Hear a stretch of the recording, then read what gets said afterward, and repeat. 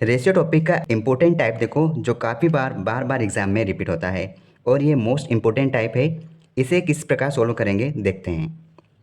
Question दिया है 378 सिक्कों के ढेर में 1 रुपये, 50 पैसे और 25 पैसे के सिक्के हैं जिनका मान 13, 11, 7 के अनुपात में दिया है।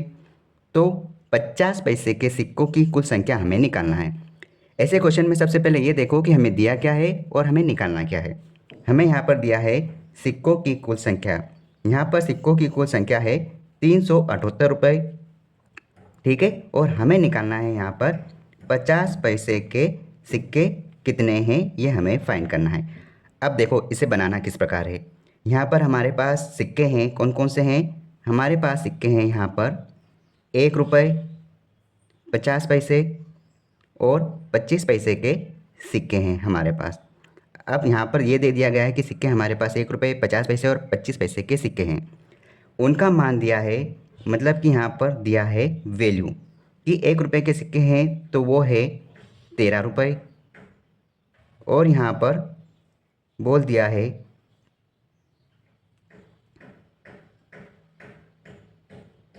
50 पैसे के 11 रुपये और यहाँ 25 पैसे के 7 रुपये है आपके पास।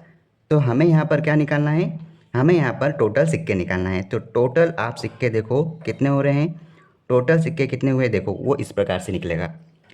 1 रुपये के यदि आपके पास 13 रुपये बनते हैं, 1 रुपये के सिक्के के यदि 13 रुपये बनते हैं तो आपके पास कुल कितने सिक्के हुए, 13 सिक्के हुए। क्योंकि 1 रुपये का एक सिक्का है, 13 रुपये बनाने के लिए 13 सिक्कों की ज़रूरत पड़ेगी।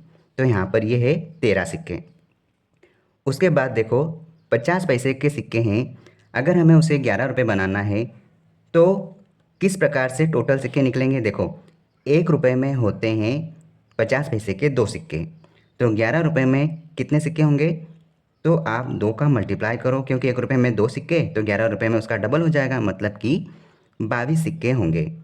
यहाँ पर बोला है 25 पैसे के जो सिक्के हैं उसके टोटल 7 रुपये बने हैं। तो देखो 1 रुपये में 4 सिक्के होते हैं, हमें यहाँ पर 7 रुपये निकालना है। तो 1 रुपये में 4 सिक्के, तो 7 रुपये में 4 का गुणा करेंगे तो हमारे पास आ जाएगा टोटल 28 सिक्के। अब देखो हमारे पास टोटल सिक्के आगे 1 रुपये के 13, 50 पैसे के 22, 25 पैसे के 28 सिक्के। टोटल सिक्के कितने हुए, 28 और 22, 30 और 20 50, 50 और 13 63। 63 सिक्के हैं हमारे पास, लेकिन एग्जामिनर ने कहा है कि टोटल 378 सिक्के हैं, तो हम इसके इक्वल कर देंगे 378 सिक्के, ठीक है। अब हम इसे सोल्व कर लेंगे। कितनी बार जाएगा, 9 की टेबल से 7 बार चले जाएगा। 9 7 63, 9 चौक 36, एक इसको दे दिया 37 का, एक बच गया तो ये बन गया 18। 2 बार चले जाएगा, 9 दूनो 18। फिर वापस आप इसको सोल्व करो, 7 6 42, मतलब आपका यहाँ पर 1 यूनिट का वैल्यू कितना आ गया, 6। आपके पास 1 यूनिट का वैल्यू 6 आ गया। अब जो पूछ रहा है वो आप फाइंड कर दो। आपको पूछा गया है 50 पैसे के सिक्कों की कुल संख्या कितनी है। तो 50 पैसे के हमारे पास कितने सिक्के हैं, 22 सिक्के हैं। हमारे पास 50 पैसे के 22 सिक्के हैं, तो हम क्या करेंगे, इस 22 में 6 का मल्टीप्लाई करेंगे, क्योंकि हमारे पास 1 यूनिट की वैल्यू आ गई। हमें 22 यूनिट की वैल्यू निकालना है। तो हमारा आंसर यहाँ पे क्या हो जाएगा, 6 दूना 12 के 2, हासिल का आया 1, 6 दूना 12 और 1 13, मतलब 50 पैसे के कुल 132 सिक्के हैं। अगर आपको पूछा जाए 25 पैसे के टोटल सिक्के कितने होंगे, तो आप यहाँ पर 6 यूनिट का गुणा करोगे। 1 रुपये के सिक्के पूछे तो आप यहाँ पर 6 यूनिट का गुणा करोगे। इस प्रकार से आप किसी का भी आंसर आसानी से दे सकते हैं। आपको 50 पैसे के सिक्कों की संख्या पूछी है, हमने निकाली 132, और इस प्रकार हमारा आंसर है option B. Option B is right answer. इस प्रकार के क्वेश्चन को इस प्रकार से सोल्व किया जा सकता है, ठीक है। इस छोटे छोटे अप्रोच को सीखने के लिए आप चैनल से जुड़े और अपनी पढ़ाई को बेहतर बनाएं। इस क्वेश्चन को आप बनाने का तरीका समझो। एक थैले में 20 रुपये, 10 रुपये और 5 रुपये के नोट जो कि 3:4:5 के अनुपात में है। यदि थैले में कुल 2000 रुपये हो तो बताना है नोटों की संख्या कितनी होगी। देखो हम इसको किस प्रकार सोल्व करेंगे। हम देखते हैं कि कोई ए थैला होगा, बी होगा और सी होगा। हम इसके अनुसार सोल्व करते हैं। अगर ए थैले में हम देखते हैं, यहाँ पर रुपये कितने हो सकते हैं, 20 रुपये एक थैले में। बी थैले में 10 रुपये और सी थैले में 5 रुपये के नोट हैं। ठीक है, और इनका अनुपात मतलब कि यहाँ पे दे रखी है कि इनकी क्वांटिटी क्या होगी। ए थैले में 20 रुपये के नोट की क्वांटिटी यहाँ पर 3, यहाँ पर बी थैले में 4 और सी थैले में 5 है। ये है रेशियो के फॉर्मेट में। तो आप यहाँ पर देखो कि टोटल रुपये कितने हैं। यहाँ समझो, यहाँ पर टोटल रुपये कितने हैं। ए थैले में हम देखें कि 20 रुपये के जो नोट है वो 3 है, तो कितने टोटल रुपए हो गए यहाँ पे 20 गुणा 3, मतलब कि ए थैले में 60 रुपये हुए। बी थैले में देखो 10 रुपये के 4 नोट है, तो कितने यहाँ पर 40 रुपये हुए। और सी थैले में 5 रुपये के 5 नोट है, मतलब कि हम यहाँ पर क्या कर रहे हैं पता है, हम यहाँ पर इनका मल्टीप्लाई कर रहे हैं। तो यहाँ पर सी थैले में 25 रुपये हुए। लेकिन अगर हम देखें कि टोटल तीनों थैलों में कितने रुपए बनते हैं, तो टोटल तीनों थैलों में 60 + 40 + 25, 100 और 25, 125 रुपये बनते हैं। लेकिन क्वेश्चन में क्या कहा है कि यदि थैलों में कुल 2000 रुपये हो, हमारे अकॉर्डिंग यहाँ पर 125 रुपये बन रहे हैं और क्वेश्चन के हिसाब से 2000 रुपये बन रहे हैं। तो हम क्या करेंगे, इस 125 के बराबर 2000 रुपये रख देंगे और आप इसको डायरेक्ट सॉल्व करोगे। अगर आप 25 के टेबल से काटते हो तो कितनी बन जाएगा, 25 पंजे 125, 25 आटे 200 और ये 1 0। 5 की टेबल से फिर काटेंगे, कितनी बार जाएगा, 5 एकम 5 और यहाँ पर हो जाएगा एक बार, फिर बचेंगे यहाँ पर 3, तो 5 हैं 3, 16 पंजे 80, मतलब कि 16 की टेबल से कट जाएगा। आपने यहाँ निकाला कि 1 की वैल्यू यहाँ पर 16 ही है। अब आपको जो एग्ज़ाम में पूछा जा रहा है, क्वेश्चन में पूछा जा रहा है, वो आप यहाँ पर आराम से निकाल सकते हैं। आपको कहा है कि 10 रुपये के नोटों की संख्या बताइए। अब 10 रुपये के नोट कहाँ हैं, बी थैले में, और बी थैले में जो 10 रुपये के नोट है उनकी संख्या कितनी है, 4। तो आपको कह दिया है कि नोटों की संख्या बताना है, तो 10 गुणा 4 गुणा 16, तो आप कह सकते हैं 16 चौक 64 नोट है। ऑप्शन सी हमारा राइट आंसर है। इस प्रकार के इस टाइप के क्वेश्चन को सोल्व किया जाता है। ठीक है, अगर आप वाकई में कॉम्पिटिटिव एग्जाम की तैयारी कर रहे हैं तो डेफिनेटली ये क्वेश्चन आपको बनना चाहिए। पहले आप ट्राई करो और नहीं बनता है तो आप इस वीडियो को देखो। देखो इस क्वेश्चन को किस प्रकार सोल्व करेंगे। अनीता, बिंदु और चंपा तीनों सहेलियों को 1105 रुपये को इस प्रकार बांटना है, जिनके हिस्सों में क्रमशः 10 रुपये, 20 रुपये और 15 रुपये निकाले जाए तो उनके हिस्सों का अनुपात 11:18:24 हो गया। बताना है कि चंपा को कितने रुपए मिले। ठीक है, देखो ऐसे क्वेश्चन में सबसे पहले ये देखो कि उसके पास टोटल राशि कितनी है। तो टोटल रुपए यहाँ पर हमारे पास है 1105 रुपये। ठीक है, और कहा गया है कि जब इनके हिस्सों में से यहाँ पर 10 रुपये, 20 रुपये और सी के हिस्से में से 15 रुपये, ये भी लिख देता हूँ कि ए में 10, बी में 20 और सी में 15, मतलब कि इनका नाम समझो अनीता, बिंदु और चंपा। तो ये कितने रुपए निकाले यहाँ पर, देखो 20, 30, 40, 45 रुपये यहाँ से निकाले हैं। तो 45 रुपये आप यहाँ से पहले निकालो, कितना हो रहा है, देखो 1105 में से पहले 5 घटा दो तो 1110 बचा। अब 10 रुपये और घटेगा तो 1000 बचेंगे। टोटल कितना बच गया यहाँ पे, 1060 रुपये। ठीक है, 1060 रुपये, इतने रुपए बचे, 45 रुपये घटाए। अब क्या बोल रहा है, जब इतने रुपए निकाले तब इनके हिस्सों का अनुपात क्या बच गया, 11, 18 और 24, 11, 18 और 24। ठीक है, तो अब आप यहाँ देखो कि आपके पास राशि 1060 रुपये है और आपके पास रेशियो में कितना दे दिया, 11, 18, 24। आप इन तीनों का जब टोटल जोड़ते हैं तो कितना बनता है, देखो यहाँ पे 11 + 18 + 24 को जोड़ना है आपको, तो यहाँ पर ये बन जाएगा 53। 8, 4, 12 और 13 के 3, हासिल का 1, 2, 3, 4 और 1, 5, 53 बचता है। और यहाँ पर आपके पास टोटल राशि है 1060 रुपये। ठीक है, अब आप देखोगे कि यहाँ पर इसको काटना है, तो देखो 53 एकम 53 और 53 दूना 106, देखो 3 दूना 6 डबल हो रहा है, 5 दूना 10 डबल हो रहा है, 0 का 0, मतलब कि 1 यूनिट की वैल्यू आपके पास कितनी आ गई, 20 आ गई। अब आपको क्या कहा जा रहा है, चंपा को कितने रुपए मिले। तो देखो चंपा का यहाँ पर रेशियो कितना था, 24, तो चंपा का रेशियो यहाँ पर 24 था। तो 1 यूनिट की वैल्यू 20, तो 24 यूनिट की वैल्यू कितनी आ गई यहाँ पे, 24 दूनी 48 और 0 का 0, मतलब कि 480। लेकिन ये 480 सही आंसर नहीं होगा। क्यों? क्योंकि ये रेशियो जब पैसे निकाले गए थे उसके बाद का दिया गया है। तो आप वो पैसे वापस लौटाओ पहले।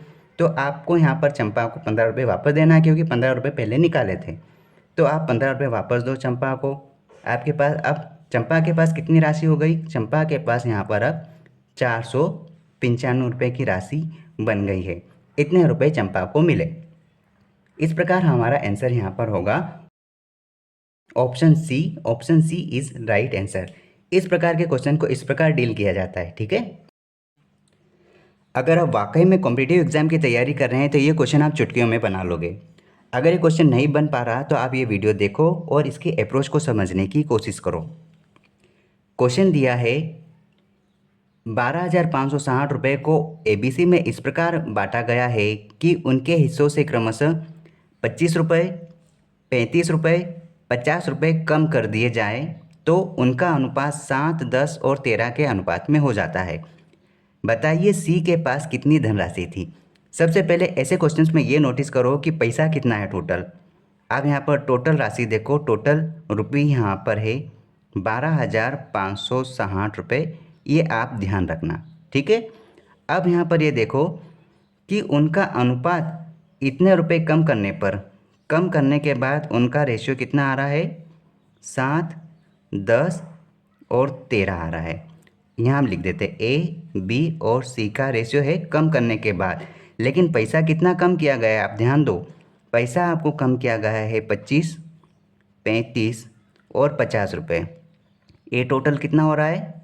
5, 10 की शून्य हासिल का है 1, 5 और 5 10 और 1 11, मतलब कि 110 रुपये कम करा तब जाके ये रेशियो आया। तो आप एक काम करो, सबसे पहले टोटल अमाउंट में 110 रुपये आप कम करो। 110 आपने कम किया तो आपके पास वैल्यू कितनी आई? 0, 5, 4 और ये 12। देखो इतना पैसा पहले उसने कम किया तो वैल्यू ये बची है, और उस समय कम करने के बाद बता दिया कि इसका रेशियो इतना है। ठीक है। अब आप देखो यहाँ पर ये टोटल कितना हो रहा है। यहाँ पर टोटल देखो 10, 20, 23 और 7 30, 30 यूनिट हो रहा है, और यहाँ पर कम करने के बाद राशि 12,450 हो रही है। ठीक है। आप यहाँ पर 1 यूनिट की वैल्यू निकालो, 0 से 0 काटो, सस्ता पड़ेगा। 3 की टेबल से काटो, 3 एकम 3 और यहाँ कितना हो गया? 3 चौक 12, 3 एकम 3 और ये 3 पंजे 15। आई होप समझ में आ रहा होगा कैसे कटेगा। तो यहाँ पर 1 यूनिट की वैल्यू 415 हुई। अब क्या कहा जा रहा है? अब आप ध्यान से देखो, 1 यूनिट की वैल्यू 415, क्वेश्चन में पूछी है कि सी के पास कितनी धनराशि है। अब देखो सी के पास कितनी धनराशि हुई? सी के पास 13 यूनिट है। जब सी के पास, यहीं पर लिख देते हैं, सी के पास जब 13 यूनिट है तो हमें 1 यूनिट की वैल्यू तो पता चल गई। तो अब हम क्या करेंगे, यहाँ पर मल्टीप्लाई कर दो 415 का। आपके पास आंसर क्या आएगा? यहाँ पे देखो 13 पंजे 65 के 5 बचे 6, 13 कम 6, 13 एकम 13 और 6 19 के 9 हासिल के आया 1, 13 चौक 52, 52 और 1 53, 53 95 वैल्यू आई। अब आप देखोगे यहाँ पर 53 95 वैल्यू कहीं जगह नहीं है। क्यों? क्योंकि ये पैसा है ना पहले कम किया गया था, निकाला गया था, उस समय का वैल्यू है। लेकिन अब हमको इसका राशि बताना है, तो इससे कितना पैसा निकाला था? 50 रुपये। थर्ड वाला 50 रुपये सी का वैल्यू जो निकाला गया था। तो आप 50 रुपये पहले जोड़ो इसमें। अब आपका वैल्यू क्या बन गया यहाँ पे? 5445। क्या आपको समझ में आ रहा है? जो पैसा निकाला था उसके बाद का ये रेशियो था। अब ये रेशियो तो हमने निकाल दिया, लेकिन वो पैसा भी तो रिटर्न देना पड़ेगा, तब जाके पता चलेगा कि इसका कुल अमाउंट कितना है। इस प्रकार सी की वैल्यू है 5,445 रुपये, मतलब ऑप्शन डी हमारा सही आंसर है। इस प्रकार से हम इन सारे क्वेश्चंस को बना सकते हैं। ठीक है। इन छोटे छोटे अप्रोच को सीखने के लिए आप चैनल के साथ जुड़ो और अपनी पढ़ाई को बेहतर बना सकते हैं। All the best. इस क्वेश्चन को हम 2 टाइप से बनाना सीखेंगे। क्वेश्चन दिया है, यदि ए बी का 4 गुना है और बी सी का 2 गुना है, तो A ratio B ratio C का मान बताइए। देखो यहाँ पर ए की वैल्यू बी पर डिपेंड है और बी की वैल्यू यहाँ पर सी पे डिपेंड है। ठीक है, अगर मैं बी को यहाँ पर 1 मानूँ, अगर बी की वैल्यू मैं 1 मानता हूँ तो यहाँ पर ए बी का 4 गुना है, तो मतलब ये ए बी की वैल्यू पर डिपेंड है, बी का 4 गुना मतलब कि ये 4 हो जाएगा। ठीक है, और फिर कहा है कि ये जो बी की वैल्यू है ना सी का 2 गुना है। अगर मैं सी की वैल्यू 1 मानता हूँ तो बी सी का दुगुना है, मतलब कि सी का डबल है, तो इसकी वैल्यू ये हो जाएगी। मतलब हम ये कह सकते हैं कि यहाँ पर ए की वैल्यू और बी की वैल्यू अगर देखें तो 1 और यहाँ पर इस प्रकार से बी की वैल्यू 1 और ए की वैल्यू 4 होगी। यहाँ पर बी और सी की वैल्यू देखते हैं तो 2 और 1 होगी। ये हमने इसके स्टेटमेंट से निकाल लिया। अब हमें A ratio B ratio C का वैल्यू निकालना है, तो आप क्या करोगे, ए बी और सी का मान रख दोगे। देखो ए और बी का मान क्या है, ए का मान 4 और बी का मान 1। ए का मान 4 और बी का मान 1। ठीक है, यहाँ पर कुछ भी नहीं है। अब कहा है बी के मान में 2 रखो और सी के मान में 1 रखो। अब बी का मान यहाँ तो लिखा है, तो आप इसके नीचे जस्ट लिखो बी का मान 2 और सी का मान 1। अब देखो इस प्रोसेस में करना क्या है, यहाँ पर ये जगह भी खाली है और यहाँ पर ये जगह भी खाली है, तो हमें यहाँ पर क्या करना होता है, इसकी पड़ोस वाली वैल्यू को यहाँ पर शिफ्ट करना होता है। तो यहाँ पर हो जाएगा 1 और इस वैल्यू को हम यहाँ शिफ्ट करेंगे तो ये वैल्यू हो जाएगी 2। अब क्या करना है, इनका मल्टीप्लाई करो और आपका आंसर आ गया। 4 दूना 8, 2 एकम 2, 1 एकम 1। मतलब आप कह सकते हैं कि A ratio B ratio C का वैल्यू क्या है, 8 रेशियो 2 रेशियो 1। इस प्रकार से इस क्वेश्चन को बनाया जा सकता है। मतलब ऑप्शन डी हमारा सही आंसर है। अब देखो इसको दूसरी मेथड से किस प्रकार करेंगे, हमारे पास ए और बी का मान निकाला है, 4 रेशियो 1 आया है, और फिर निकाला है बी रेशियो सी का मान 2/1 है। अब अगर आप ध्यान से देखोगे, देखो यहाँ पर भी बी है और यहाँ पर भी बी है। जब दोनों जगह बी है तो इसकी वैल्यू अलग अलग क्यों, यहाँ पर 1 है और यहाँ पर 2 है। इसका मतलब है कि हमें यहाँ पर b का वैल्यू बराबर करना पड़ेगा और यहाँ पर भी बराबर करना पड़ेगा, क्योंकि b यहाँ पर भी है और यहाँ पर भी है, तो b का मान भी बराबर होना चाहिए। तो हम क्या करेंगे, यहाँ पर देखो b का मान 2 है तो इसको हम 2 बनाएंगे। अगर हम इसमें 2 का मल्टीप्लाई करते हैं तो देखो 2 का मल्टीप्लाई इस प्रकार से होगा, तो क्या हो जाएगा, 4 दूना 8 और 2 एकम 2। देखो अब यहाँ पर b की वैल्यू कितनी हो गई, 2, और यहाँ पर भी b की वैल्यू 2 है, तो हम कह सकते हैं a की वैल्यू कितनी हो गई, 8, b की वैल्यू कितनी हो गई, 2, दोनों जगह है, और c की वैल्यू कितनी हो गई, यहाँ पर देखो b की वैल्यू 2 और c की वैल्यू यहाँ पर 1। इस प्रकार से हम इसको सोल्व कर सकते हैं। यहाँ पर हमने क्यों किया 2 का गुणा ऊपर और नीचे, क्योंकि हमें यहाँ पर 2 बनाना था, एक जैसी वैल्यू बनाना था। जब हमने हर में गुणा किया तो अंश में भी करना पड़ेगा। क्यों, उसका रीज़न ये है कि अगर हमको वापस ये वाली भिन्न या फिर ये वाली संख्या लाना होगा तो हम 2 से 2 वापस काट देंगे तो वही की वही वैल्यू मिल जाएगी। अगर हम ऊपर 2 का गुणा नहीं करते तो हमारी वैल्यू गलत हो जाती, 4/2 हो जाती, जबकि हमारे पास क्वेश्चन में दिया है कि यही वैल्यू होना चाहिए, जो इस प्रकार से हमने बनाई है स्टेटमेंट के अनुसार। ठीक है, इसलिए अगर हर में गुणा होगा तो अंश में भी गुणा होगा, ये आप हमेशा ध्यान रखना। आई होप आप इस मेथड से भी और इस मेथड से भी आप सोल्व कर सकते हो। अगर एग्ज़ाम में आप बनाने की कोशिश करेंगे तो आप इस मेथड से बनाने की कोशिश करना, क्योंकि ये बहुत ही कम समय लेता है और इसमें हमको मल्टीप्लाई करना रहता है। ठीक है, क्वेश्चन इस प्रकार दिया है कि हम समझ नहीं पाते कि इस क्वेश्चन को सोल्व किस प्रकार करेंगे। देखो ये क्वेश्चन कितनी बार रिपीट हुआ है, पहले आप ट्राई करो, और अगर क्वेश्चन नहीं बनता है तो आप इस वीडियो को देखो और इस क्वेश्चन को सोल्व करने का तरीका समझो। क्वेश्चन दिया है ए रेशियो बी के प्रत्येक पद में कितनी मात्रा जोड़ी जाए ताकि उसका अनुपात सी अनुपात डी बन जाए। देखो इस क्वेश्चन में हमें क्या करना है, यहाँ पर हमें दिया है कि ए और बी में कितनी मात्रा जोड़े। अब हमें ये तो पता नहीं कि कितनी मात्रा जोड़े, माना कि हम उसमें x राशि जोड़ देते हैं। अगर मैं a बटे b में x राशि जोड़ता हूँ, x राशि हमने जोड़ दी, तो यहाँ पर वैल्यू क्या बता रहा है, C/D मतलब C बटे D बन जाता है।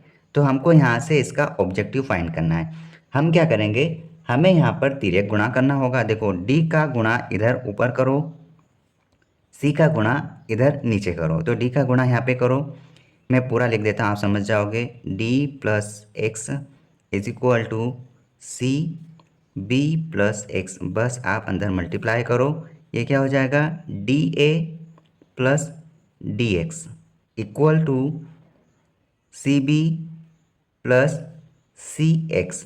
ठीक है, अब एक्स एक्स वाली राशि को आप एक साइड करो, यहाँ पर क्या बचेगा, डी ए ये यहीं रहेगा और सी बी इधर चले जाएगा, सी बी।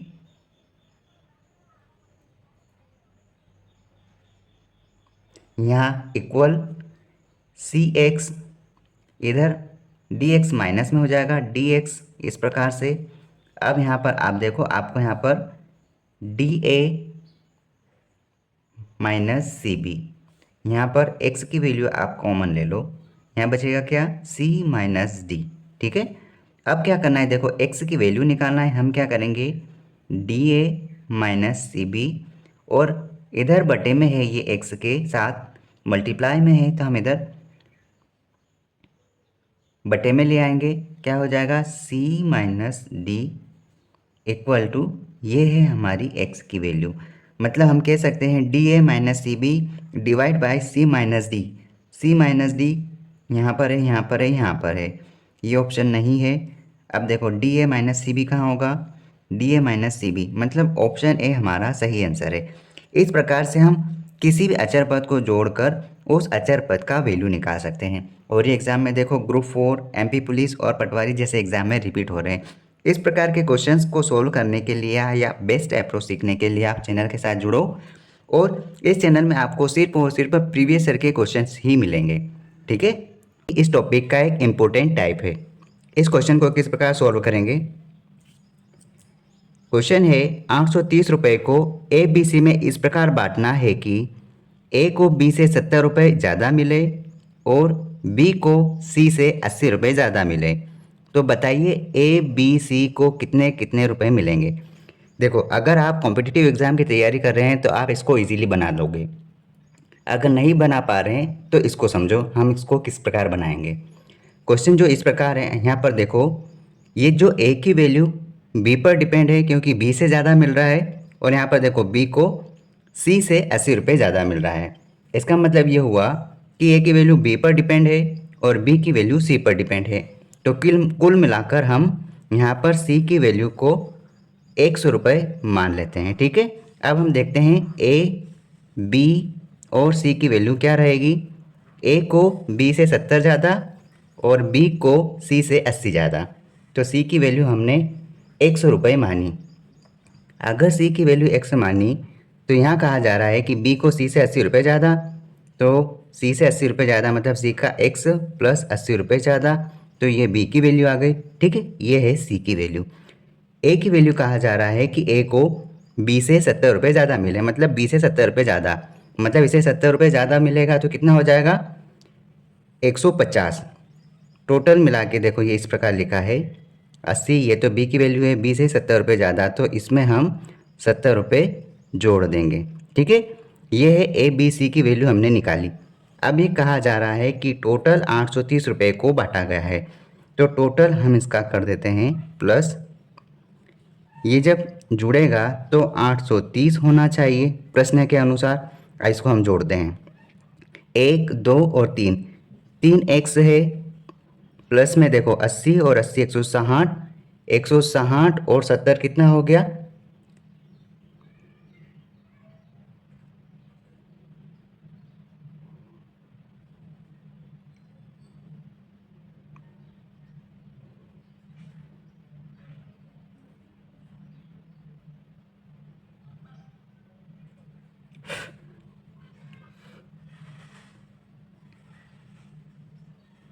230 प्लस में आप 230 को जोड़ो प्लस इक्वल टू 830।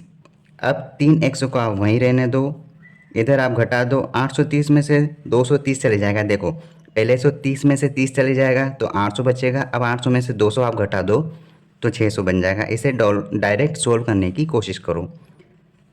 3 की टेबल से काटो तो आपको यहाँ पर डायरेक्ट 200 मिलेगा। आप कह सकते हैं कि आपके पास x की वैल्यू 200 आई, ठीक है, ये आपकी x की वैल्यू आई।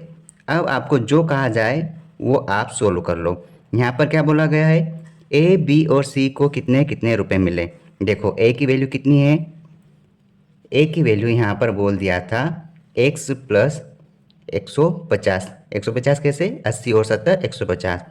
आप x की वैल्यू रखो 200 प्लस 150 कितना हो गया 350। b की वैल्यू देखो x प्लस 80 कितना हो गया 200 प्लस 80 मतलब 280। थर्ड वाला क्या होगा, c बराबर, c की वैल्यू यहाँ देखो, ये c लिखा है, c की वैल्यू यहाँ पर होगी x मतलब 200, ठीक है। मतलब a की वैल्यू 350, b की वैल्यू 280 और c की वैल्यू 200।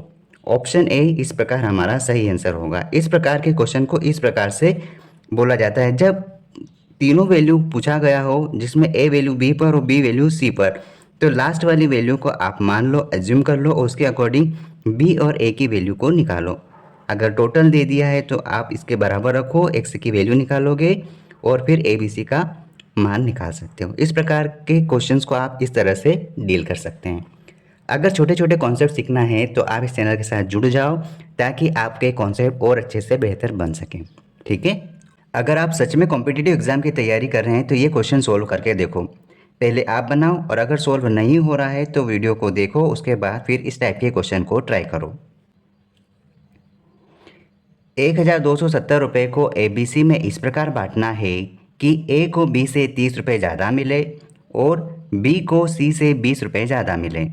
तो बताइए किसको कितना कितना रुपए मिलेगा। देखो टोटल रुपए कितने कहा है ये आप ध्यान में रखो। टोटल रुपये आपको कहा है 1270 रुपये, ठीक है। और कहा है कि A को B से 30 रुपये ज़्यादा मिले और फिर कहा है कि ये जो B है ना, B को C से 20 रुपये ज़्यादा मिले, ये कहा है। तो आप ध्यान से देखो, A की वैल्यू B पर डिपेंड है और B की वैल्यू C पर डिपेंड है। तो आप क्या करोगे, आप C की वैल्यू को 100 रुपये मानो, समझो इसके पास कोई 100 रुपये की वैल्यू होगी, ठीक है। अब देखो हम इसको किस प्रकार बनाएंगे। A, B और C का पैसा हम देखेंगे। यहाँ पर C की वैल्यू को हमने 100 रुपये माना। अब देखो B है ना, C से 20 रुपये ज़्यादा रखता है तो B C से 20 रुपये ज़्यादा रखेगा, इस प्रकार से ज़्यादा रख दिए, ठीक है। फिर कहा है कि A B से 30 रुपये ज़्यादा रखता है तो A B से 30 रुपये, अगर इसमें 30 जोड़ेंगे कितना हो जाएगा, x plus 30 plus 20 x plus 50 हो गया। क्यों, क्योंकि हमने इसमें 20 और 30 रुपये और जोड़ दिया तो ये 50 हो गया। इस प्रकार कहा ये गया है कि टोटल रुपये 1270 है, इतना बांटना है। तो हम इसको टोटल कर देते हैं जो 1270 के बराबर लिखेंगे। देखो 1 2 3 कितने x है, 3x प्लस 50 और 20 कितने हुए, 70 बराबर 1270 आप लिखो। अब ध्यान से देखो, आप यहाँ पर 70 इधर प्लस में ही, इधर चले जाएगा माइनस में, कितना हो जाएगा 1200 रुपये। आप 3 से काटोगे तो आपके पास यहाँ पर x की वैल्यू कितनी आएगी, 4 बार कट जाएगा और ये 0 एज इट इज़ रहेंगे, मतलब कि x की वैल्यू यहाँ पर 400 आई। अब आपको क्या क्या बोला गया है, a की वैल्यू कितनी, x प्लस 50 मतलब कि कितना हुआ, x प्लस 50, x की वैल्यू रख दो 400 प्लस 50 450 हो गया, ये 400 रखा, x की वैल्यू 450 हुआ।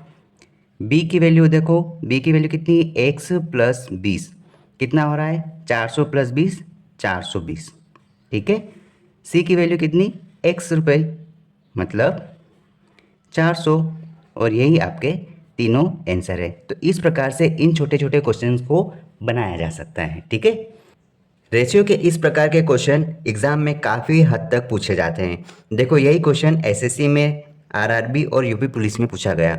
आप इस प्रकार के क्वेश्चन को किस प्रकार डील करेंगे? देखो क्वेश्चन लिखा है, यदि ए बी का 500% है और बी सी का 2/3 है तो A ratio B ratio C का वैल्यू निकालना है।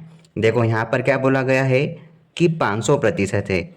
इसका मतलब हम ये कह सकते हैं कि 500/100 किया आपने तो यहाँ पर क्या आ गया? वैल्यू 5 आ गया। मतलब हम ये कह सकते हैं कि जो ए है ये बी का 5 गुना है, क्योंकि अपने आप में वैल्यू 100% होती है। ठीक है, 100% वैल्यू होती है और बोला है कि 500% मतलब कि इस वैल्यू का 5 गुना, जो कि 500% होता है, जो हमने यहाँ पर निकाल दिया। ठीक है, अब हम इसको समझते हैं। बोला ये गया है कि ये जो ए वैल्यू है ये बी का 500% है, मतलब कि ए की जो वैल्यू है वो बी पर डिपेंड है। ठीक है, तो आप पहले ए रेशियो बी कर लो यहाँ पर। अब देखो अगर मैं बी की वैल्यू 1 मानता हूँ तो ए है ना, ये बी का 500% है, जो हमने 5 गुना निकाला, मतलब ये ए बी का 5 गुना है। अगर ये 1 है तो ए ना बी का 5 गुना, मतलब कि यहाँ पर ए की वैल्यू 5 आ जाएगी। ये हमने सोल्व कर लिया। अब देखो अगले पॉइंट में क्या कहा जा रहा है कि ये जो बी है ये सी का 2/3 है, मतलब कि बी की वैल्यू बता दी गई है। ये जो बी ये सी का 2/3 है। तो हम यहाँ से बी और सी की वैल्यू निकाल लेते। हम बी को यहीं रहने देंगे, सी इधर गुणा में है, पक्षांतर में इधर भाग में आ जाएगा, इसके बटे में आ जाएगा। तो यहाँ पर क्या बचेगा? 2/3। मतलब ये कहा जा सकता है कि बी की वैल्यू 2 और सी की वैल्यू 3 है। तो हमको यहाँ पर देखो ए और बी की वैल्यू यहाँ पर पता चल गई रेशियो में, और यहाँ पर बी और सी की वैल्यू पता चल गई, जो कि ये भी रेशियो में है।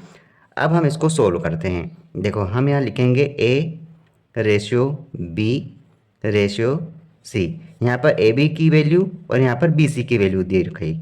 अब देखो यहाँ पर ए बी की वैल्यू लिखते हैं 5:1। उसके बाद बी और सी की वैल्यू यहाँ पर दी गई है, हम यहाँ लिखते हैं जो हमने निकाली। अब यहाँ पर बी की वैल्यू क्या है? 2:3। अब यहाँ पर ध्यान से समझना कि यहाँ पर सी की स्पेस खाली है और यहाँ पर ए की स्पेस खाली है। तो इसके पास जो भी अंक होता है, जैसे यहाँ पर 1 है तो 1 को ही ट्रांसफ़र कर दिया जाता है, यहाँ पर लिखा जाता है, तो 1 हो गया। और यहाँ पर क्या होगा? ये 2 आगे चले जाएगा, यहाँ पर ये 2 आ जाएगा। अब आपको इनका मल्टीप्लाई करना है। 5 दूना 10 रेशियो 2 एकम 2 रेशियो 3 एकम 3। मतलब आप कह सकते हैं कि ए बी सी की जो वैल्यू आएगी रेशियो में 10:2:3 होगा। मतलब कौन सा ऑप्शन है? 10:2:3। ऑप्शन सी हमारा राइट आंसर है। देखो हमने क्या किया, पहले इस स्टेटमेंट को सोल्व किया, उसके बाद जो स्टेटमेंट कहा गया था उसके अकॉर्डिंग हमने बी और सी की वैल्यू निकाली। हमको यहाँ पर ए बी की वैल्यू मिल गई और बी सी की वैल्यू मिल गई। हमें यहाँ पर रेशियो निकालना था तो ए बी का मान रखा और फिर हमने बी सी का मान रखा। अब देखो बी की वैल्यू तो यहाँ पर 2 है, यहाँ पर स्पेस खाली थी तो हमने इसके पास का अंक यहाँ पर ट्रांसफ़र किया, यहाँ लिखा, और यहाँ पे भी स्पेस खाली थी तो बी का अंक हमने आगे की ओर ट्रांसफ़र किया, यहाँ लिखा, फिर इनका मल्टीप्लाई कर दिया, हमारा आंसर ये आया। अगर ये और भी सरल होता तो हमको और भी इसको सरलतर रूप में लिखना रहता। ठीक है, इस प्रकार हमने इसको सोल्व किया। इस तरह की अप्रोच को सीखने के लिए आप छोटे छोटे कॉन्सेप्ट सीखने के लिए इस चैनल के साथ जुड़ सकते हैं। अब ये क्वेश्चन देखो, पता नहीं इस क्वेश्चन में ऐसा क्या है जो हर एग्ज़ाम में पूछा जा रहा है। हम इसे सोल्व करते हैं। देखो यहाँ पे 4 की पावर 3.5 जो कि रेशियो में है 2 की पावर 5, इसका अनुपात हमें सरल करना है। अब देखो ये जो लिखा है पहले तो हम इसे नोट कर लेते हैं। 4 की पावर 3.5 रेशियो में लिखा है 2 की पावर 5, इसको हमको सरल करना है। तो सबसे पहले हम इसको 2 के फॉर्मेट में कन्वर्ट कर लेते हैं। 2 की पावर मैं इसको 2 लिख देता हूँ और इसकी पावर 3.5 कर सकते हैं। हाँ, इसे हम बिल्कुल इस फॉर्मेट में लिख सकते हैं। अब देखो यहाँ पर क्या लिखा है? 2 की पावर 5।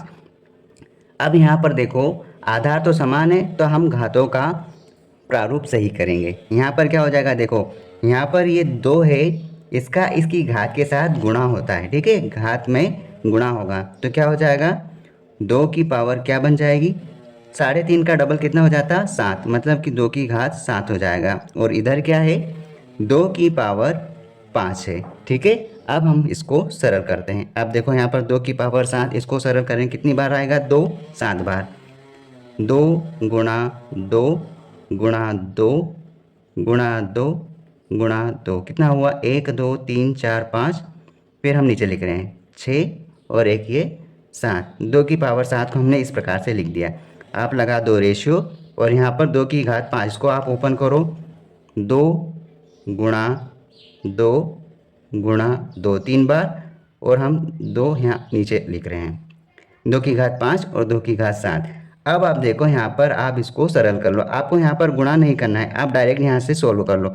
देखो 2 की घात 5, तो 2 की घात 5 को हमने इस फॉर्मेट में लिखा और 7 को इस प्रकार लिख दिया। अब आप 2 से 2 काट दो, 1 2 3 4 5, इधर के जो 5 है इधर हम 2 की घात 5 इस प्रकार से काट देंगे, 3 4 5। अब हमारे पास सिर्फ इधर एक बचा है, 0 नहीं बचा है क्योंकि 2 एकम 2 एक बार कटा है और इस प्रकार से इधर हमने 2 एकम 2 काटे हैं। अब यहाँ पर देखो, यहाँ पर सब एक एक बार कटे हैं। अब यहाँ पर हमारे पास सिर्फ एक ये 2 और एक ये 2, मतलब कि 2 की घात 2 बची है।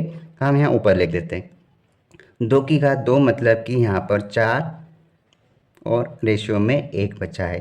तो हम इसको इस प्रकार सोल्व करेंगे जो कि 4 रेशियो 1 बनेगा। बच्चों को यहाँ पर अधिकांश इसको सोल्व करते नहीं आता है और यही शायद लॉजिक बार बार एग्ज़ाम में रिपीट हो रहा है कि हमें ये बताना है कि इसको सरलतर रूप से किस प्रकार फाइंड कर सकते हैं।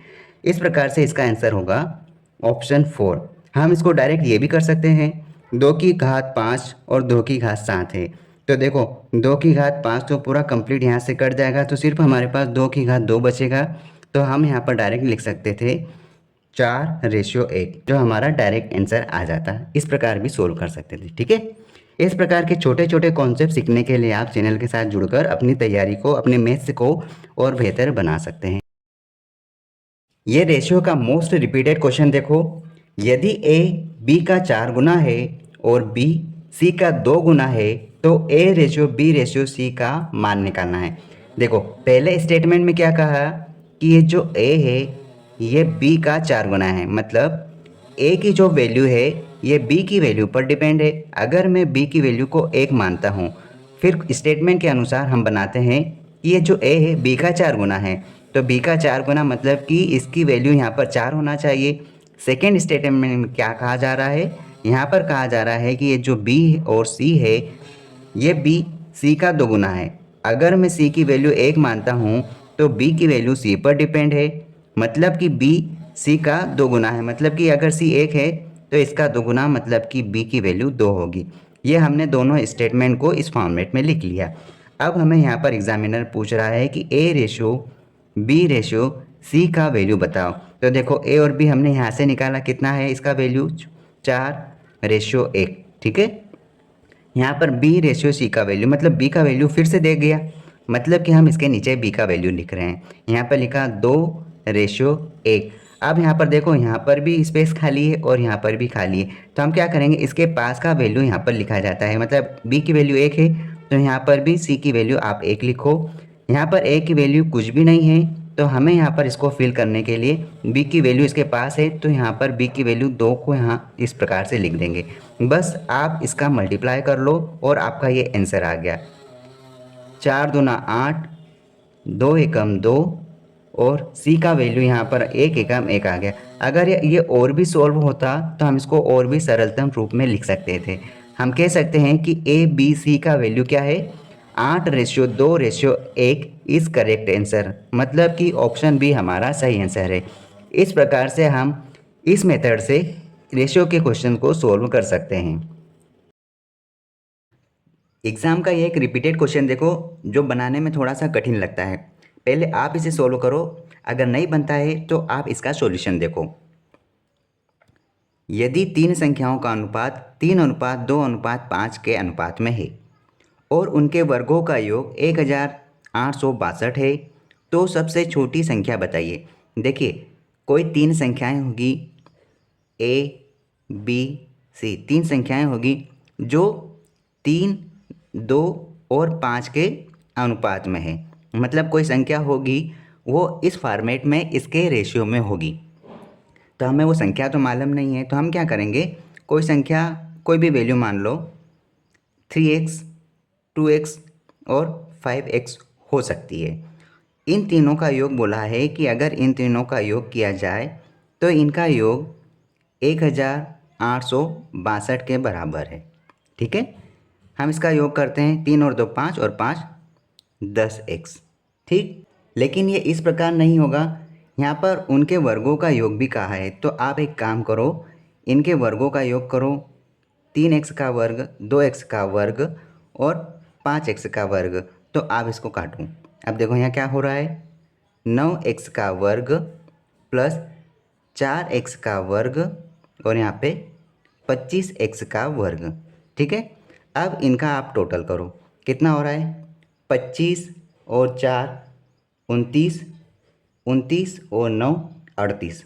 ये है 38x का वर्ग, 38x का वर्ग।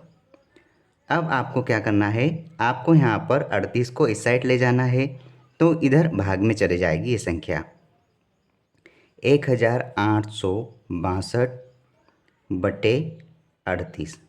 आप 19 की टेबल से आराम से काट सकते हैं। देखो 19 दूना 38, 19 नमक की 171, बचे कितने, 15, 15 से ये बन जाएगा 152। अब कितनी बार चले जाएगा, 19 अठे 152, मतलब 8 बार चले जाएगा। 2 की टेबल से आप काटो, कितनी बार जाएगा, 49 बार। आप कह सकते हैं कि जो x की वैल्यू है यहाँ पर 49 है। यहाँ पर x की वैल्यू मतलब कि x स्क्वायर की वैल्यू 49 है। हमें यहाँ पर x की वैल्यू निकालना है, तो हम क्या करेंगे, x बराबर अंडर रूट लगा देंगे, क्योंकि इधर से वर्ग हटेगा, 49 आ गया और यहाँ पर 7 आ गया। ये है आंसर। इस प्रकार से हम बना सकते हैं, मतलब x की वैल्यू 7 है। अभी भी हम आंसर तक नहीं पहुँचे हैं। अब हमको कहा है सबसे छोटी संख्या निकालो। यहाँ पर सबसे छोटी संख्या कौन सी है, 2x। तो 2x की वैल्यू निकालेंगे, कितना हो जाएगा, 2 गुणा 7 मतलब कि 14। सबसे छोटी संख्या 14 है। ऑप्शन ए हमारा सही आंसर है। इस प्रकार से इस तरह के सॉल्यूशन को आप इजीली बना सकते हैं। ठीक है, ऑल द बेस्ट। ये एक मोस्ट रिपीटेड क्वेश्चन देखो, जो रेशियो टॉपिक का एक इम्पोर्टेंट क्वेश्चन है। पहले आप इसे सोल्व करो, अगर नहीं बनता है तो इस वीडियो को आप देखो, इसका अप्रोच समझो। 3 संख्याएं 3, 4, 5 के अनुपात में है। यदि सबसे बड़ी और सबसे छोटी संख्याओं का योग दूसरी संख्या और 52 के योग के बराबर है, तो सबसे छोटी संख्या ज्ञात करना है। देखो हम जानते नहीं कि वो 3 संख्याएं क्या होगी। माना वो 3 संख्याएं ABC हो सकती है, जो कि 3, 4, 5 के अनुपात में है। ठीक है, तो ये सिर्फ अनुपात दिया है, एक्चुअल वैल्यू तो ये है नहीं। तो हम मानते हैं कि ये 3x हो सकता है, 4x हो सकता है, 5x हो सकता है, मतलब वो संख्या इन रेशियो के मल्टीपल में हो सकती है। ठीक है, अब कहा यह जा रहा है कि इसमें जो सबसे बड़ी और सबसे छोटी संख्या है, सबसे बड़ी 5 और सबसे छोटी 3, इन दोनों संख्याओं का योग मतलब कि 3x प्लस 5x। दूसरी संख्या कौन सी है, ये है दूसरी संख्या। दूसरी संख्या है 4x और कहा है कि 52 के योग के बराबर, 4x प्लस 52 करो, इसके योग के बराबर ये संख्या है। तो आप इसको इस प्रकार से बराबर कर सकते हैं। यहाँ से आप x का मान निकालो। x का मान कैसे निकलेगा, आप इन सबको एक साइड जोड़ दो। देखो 5x में से 4x चले जाएगा तो 1x ही बचेगा, तो 3x प्लस इधर से 1x बचा, यहाँ पर हो जाएगा 52, वैसे का वैसा। अब क्या होगा, देखो 4x हो गया बराबर 52। अब हम यहाँ से 4 की टेबल से 52 को काट सकते हो, कितनी बार जाएगा, 4 एकम 4, 4 तिया 12, मतलब x की वैल्यू क्या आ गई, x की वैल्यू यहाँ पर आ गई 13। अब आपको जो कहा गया है आप वो सॉल्व कर सकते हैं। तो सबसे छोटी संख्या ज्ञात करो। सबसे छोटी संख्या क्या है, सबसे छोटी संख्या यहाँ पर 3 है, तो क्या हो जाएगा, x की वैल्यू रखो 3 गुणा 13, कितना हो गया ये 39। अगर b की वैल्यू सेकेंड नंबर की संख्या पूछेगा तो आप क्या करोगे, 4 गुणा 13 मतलब कि 52 आ जाएगा। ठीक, और अगर बड़ी संख्या पूछी जाती है तो आप क्या करते हैं, यहाँ पे 5 गुणा 13 मतलब कि 13 5 65। आप इस प्रकार से इस क्वेश्चन को सोल्व कर सकते हैं। इस प्रकार से इस क्वेश्चन का आंसर क्या हुआ, 39। ऑप्शन सी सही आंसर है। इस तरह के छोटे छोटे अप्रोच को सीखने के लिए आप चैनल के साथ जुड़कर अपने मैथ्स की पढ़ाई को बेहतर बना सकते हैं। ये क्वेश्चन देखो कितनी बार एग्ज़ाम में रिपीट हुआ है। पहले आप इस क्वेश्चन को बनाओ, अगर नहीं बन रहा है तो आप ये वीडियो देखो। देखिए क्वेश्चन किस प्रकार से सोल्व होगा। 3 कक्षाओं में छात्रों का अनुपात 4 6 9 के अनुपात में दिया है। यदि प्रत्येक कक्षा में 12 छात्र और आ जाए तो नया अनुपात 7 9 12 हो जाता है। अतः बताइए शुरुआत में उनमें कितने बच्चे थे। देखो एक किसी क्लास का रेशियो दे दिया कि पहले यहाँ पर 4 6 9 का अनुपात था, ठीक है। उसके बाद यहाँ पर बोला गया है कि अगर इन सब में 12 बच्चे इंक्लूड कर दिया जाए तो यहाँ पर नया वाला अनुपात क्या होगा, यहाँ पर नया अनुपात होगा 7 9 12। ठीक, ये कहा गया है, अभी हमने कोई भी दिमाग नहीं लगाया। अब देखो हमें करना क्या है। एग्जामिनर ने कहा है कि पहले ही रेशियो ये था और जब 12 बच्चे हर क्लास में जोड़े मतलब कि यहाँ पर भी 12 जोड़े, यहाँ पर भी 12 बच्चे और यहाँ पर भी 12 बच्चे आ गए तो नया अनुपात 7 9 12 हो गया। लेकिन अब आप ये ध्यान रखो कि यहाँ पर रेशियो में कितना बढ़ा। यहाँ तो संख्या बता दी कि संख्या सब में 12 बच्चे बढ़ रहे हैं, लेकिन रेशियो में कितना बढ़ रहा है देखो 3, यहाँ पर भी 3 और यहाँ पर भी 3 बढ़ रहा है। ठीक है, रेशियो में 3 3 बढ़ रहा है और बच्चों की संख्या बता दी है कि 12 ही बढ़ रहे हैं। तो हम ये कह सकते हैं कि ये तीनों है ना 12 के बराबर हुए। मतलब कि हर क्लास में 3 रेशियो बढ़ रहा है, जबकि हर क्लास में संख्या के अनुसार 12 बच्चे बढ़ रहे हैं। तो हमने क्या करा, 3 के बराबर 12 को रख दिया। यहाँ से हम 1 यूनिट की वैल्यू निकालेंगे। देखो क्या आएगा, 3 एकम 3 और 3 चौक 12 मतलब कि 1 यूनिट की वैल्यू हमने निकाली 4 आई। अब क्वेश्चन में क्या कहा गया कि बताइए शुरुआत में उनके पास हर कक्षा में कितने बच्चे थे। तो देखो यहाँ पर शुरुआत की बात हो रही थी, पहले रेशियो क्या था 4 6 9। हम क्या करेंगे, 1 यूनिट की वैल्यू का गुणा करेंगे। तो इसमें हम 1 यूनिट की वैल्यू मतलब 4 का गुणा कर रहे हैं। तो पहली क्लास में 16 बच्चे, दूसरी क्लास में देखो 4 का गुणा किया 24 बच्चे और तीसरी क्लास में देखो 4 का मल्टीप्लाई किया तो 36 बच्चे आ गए। तो हम कह सकते हैं अगर इसका रेशियो देखें तो 16 24 36 हुआ। लेकिन यहाँ पे क्या पूछा जा रहा है कि कुल कितने बच्चे हैं। तो आप ये भी कर सकते हो, आप 4 6 9 को जोड़ो, कितना आ रहा है 6 4 10 और 19 में आप 4 का गुणा करोगे तो 19 चौक 76 हो जाएगा। एक तरीका तो ये आपने यहाँ पर रेशियो को जोड़ा और 4 का मल्टीप्लाई किया। दूसरा तरीका ये कि आप 16 24 36 को जोड़ोगे तो आपका आंसर यहाँ पर 76 आएगा। 6 4 10 16 के 6 हासिल का आया 1, 3 और 3 6 और 1 7, 76 बच्चे आप इस दोनों अप्रोच से निकाल सकते हैं। ठीक है, ये 76 मैं यहाँ लिख देता हूँ। इस प्रकार से आप इस तरह से भी कर सकते हैं और आप पर्टिकुलर मल्टीप्लाई करके उनकी क्लास की संख्या निकाल कर भी इसको जोड़ सकते हैं। ठीक है, इस तरह से हमारा ऑप्शन सी हमारा सही है। ठीक, इस तरह के छोटे छोटे अप्रोच को सीखने के लिए आप चैनल के साथ जुड़े। अगर आपको किसी भी क्वेश्चन में डाउट हो तो आप व्हाट्सएप ग्रुप और टेलीग्राम चैनल पर जुड़ जाना, टारगेट 91 क्रैक द एग्ज़ाम। इसकी लिंक आपको यहाँ पर यूट्यूब चैनल में या फिर इसके डिस्क्रिप्शन में मिल जाएगी। आप अपने क्वेश्चन शेयर करो, आपको रिवर्ट में उसका सॉल्यूशन मिलेगा और या फिर हो सकेगा तो आपका क्वेश्चन पिक कर वीडियो के माध्यम से शेयर किया जाएगा। ठीक है, इस क्वेश्चन का एक छोटा सा कॉन्सेप्ट है, पहले आप बनाओ फिर हम इस क्वेश्चन को सोल्व कर रहे हैं। ये क्वेश्चन देखो एसएससी फेज 7 में पूछा गया जो अभी लेटेस्ट क्वेश्चन है। पहले आप इसे ट्राई करो और अगर नहीं बन रहा है तो आप इस वीडियो को देखो।